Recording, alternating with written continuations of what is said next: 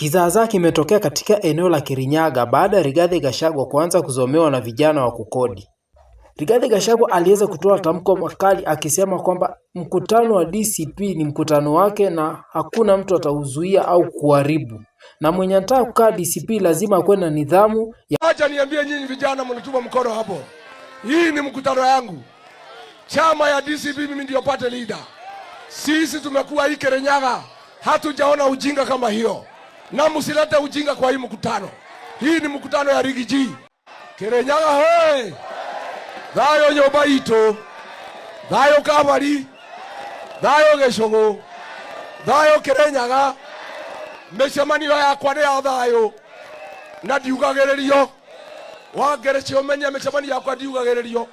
Were andũ aku mathikĩrĩrie kahora. Mĩcemanio yakwa ndĩrĩ ngũĩ na ndikwenda ngũĩ mĩcemanio yakwa. Neguo DCP ni chama ya amani.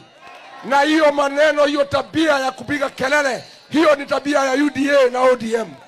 Hiyo hapana tabia ya DCP. DCP kila mtu apewe nafasi ya ongee. Neguo.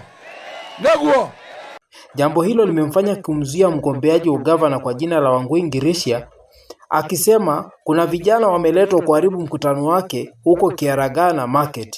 Wangui Ngirisha alipopanda kuongea alinyimwa kipaza sauti, akabakia kunyosha mikono tu. Baada ya hapo aliweza kuondoka na wafuasi wake na kumwacha Rigathi Gachagua akilalamika.